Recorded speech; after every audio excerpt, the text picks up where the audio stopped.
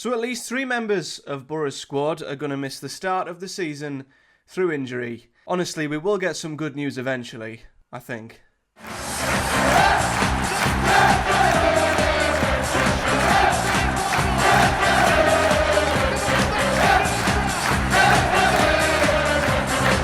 What is up, guys? Welcome back to the channel, and, well, the good news just keeps on coming at Middlesbrough Football Club, because Scott Wilson dropped an article alluding to the injuries that Boro have sustained throughout pre-season. In fairness, one of these is an obvious one that we knew we were not going to see this player for a long time, and I think a lot of fans probably don't want to either. But the other two, we weren't sure on the current situation with Finn Azaz and George Edmondson, and it's been confirmed by Scott Wilson that all 3, including Seny Dieng, of course, will miss the start of Boro's championship season.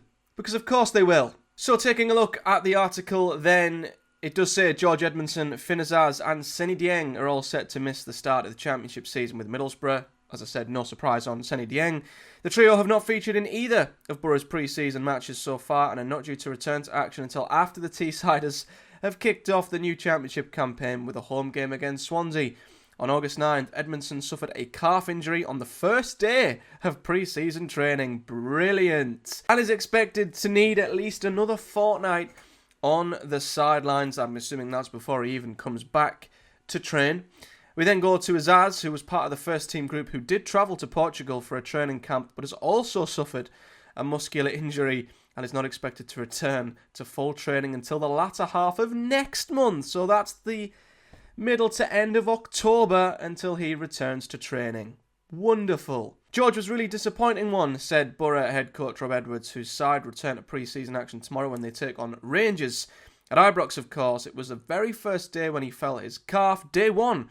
He'll be a couple of more weeks, I would have thought, at the moment. He then mentions Finn Azaz and said Finn had a tightness in his quad. It was scanned, and he's probably going to be around 3 weeks as well. That's where he's at. It's really frustrating. You're telling me, Rob? Because he was looking brilliant in the early days, really motivated and looking really good. He's a naturally fit boy, so we're hoping to get him back quickly, and he doesn't require too much time getting up to speed. Dieng has been sidelined since rupturing his Achilles in December, and while he has recovered successfully from surgery that was required to repair the damage, he continues to gradually build up his fitness. We weren't expecting to see Seny Dieng for a long time, and we might never see him in a Boro shirt again, if we're honest. He has been able to take part in some light training in the last couple of weeks, but remains at least a month away from being back up to full speed. As a result, Boro will head into the new season with Tom Glover and Sol Brynn as their 2 senior goalkeeping options, Edwards said.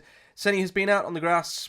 Not that saying again, that gives me PTSD. But it's been very light training at the moment, said Edwards. It's the very early stages of continuing his rehab. He won't make the start of the season or anything like that. He's doing very well and working incredibly hard. He's a real positive guy, but I still think he's got a little way to go. Now, we laugh and joke about this, of course, because, let's be honest, at this point, you may as well laugh, because if you don't, you'll probably cry. But out of the 3, Azaz is the big one, of course. He would be a key player, a definite starter, and was by far our best player when it came to goal contributions last season. So for him to be missing is a giant issue.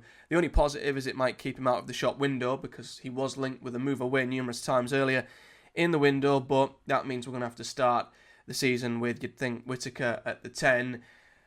Well, you'd then assume Riley McGree, but of course we'll get onto that one in a second. So Azaz being missing is a huge loss. Edmondson, not as much. But of course, at the minute, Boro need as much depth as they can get. And although Edmondson would not be starting in my preferred back 3, all it would take is another injury and maybe Rav van den Berg to leave, and we're suddenly really light there as well. And we don't have the depth really for 3 centre-backs as it is. So having Edmondson back at least on the bench would be a boost and would alleviate the pressure off the starting centre-halves, especially Lenihan, who's only come back from a long-term injury himself. So that is also quite a blow in its own way. I think the only one that isn't is Seny Dieng, who I don't think should have a future at Boro. I think his time at Boro is probably over now. Of course, he had a shocking season last year when you looked at his numbers, and I think out of the 2, I'd much rather have Sol Brynn between the sticks at Boro, even though he has got a way to go, and maybe Boro are best still looking for an improved goalkeeper. I would be okay with Sol taking that spot at the moment. So Dieng was one we obviously expected to be out. There's no real surprise there. One thing that obviously wasn't mentioned in this article, on top of the three that were mentioned, was of course Riley McGree and Alex Bangura, who both went off in the Bradford pre-season friendly midweek. We believe, from what I'm hearing and what is doing the rounds, that Riley McGree's is not a serious injury. It was more of a precautionary thing. Obviously in pre-season you don't want to take any risks, and the second he felt a bit of tightness, I assume they pulled him, knowing that McGree's injury record is far from great.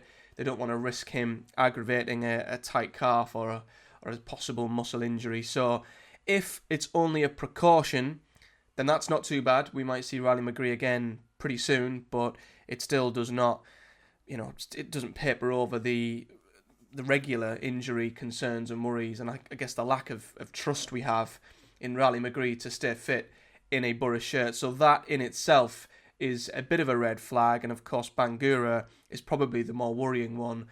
I heard, as I said, I didn't watch the Bradford game, that he went off and was in tears. Now I don't know if that's just because he's just come back from a long-term injury and he's gone off again with another one, and maybe the whole thing is just getting to him. It wouldn't surprise me if it did. The mental take that it would have, the mental pressure that it would have on a player.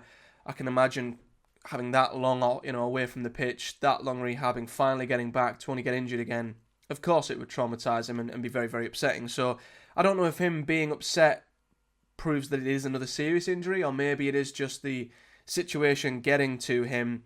We do hope that it is not a serious injury, but obviously when a player's just come back from one that's so severe, you've always got to be a little bit wary. So we really hope, for Bangura's sake, that he's not out for another long extensive period of time, because that would just be devastating for him. But overall, the overall picture is one of, more frustration for Boro. It seems like no matter what we do, we cannot rid ourselves of injuries. It plagued us last season, it plagued us the season before. Club have tried to look into what the issue could be. They've changed the fitness staff, they've jigged it around. I think they've even looked at the pitches at Rockcliffe.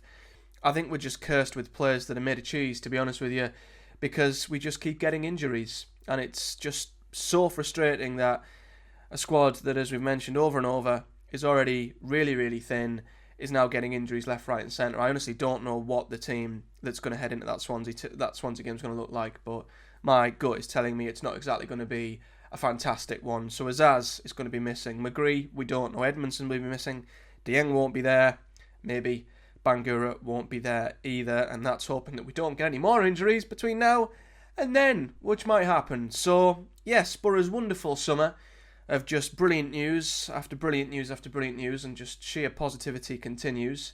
I'm not losing my will to live at all, I promise you that. But in all seriousness, let me know your thoughts on these in the comment section below, and I can only hope that at some point soon, guys, there will be some more positive videos dropping on the channel, talking about more happier things, because all we're talking about at the minute is Boro not being able to sign anybody and players dropping like flies. Let's just say things can only go up from here, you'd like to think. Although as a Boro fan, just when you think things couldn't get any worse, they normally do. So we'll see. But like the video if you've enjoyed it, subscribe for more, and until the next time, guys, hopefully I don't pull a muscle while doing this video. Until then, I'll see you all in the next one.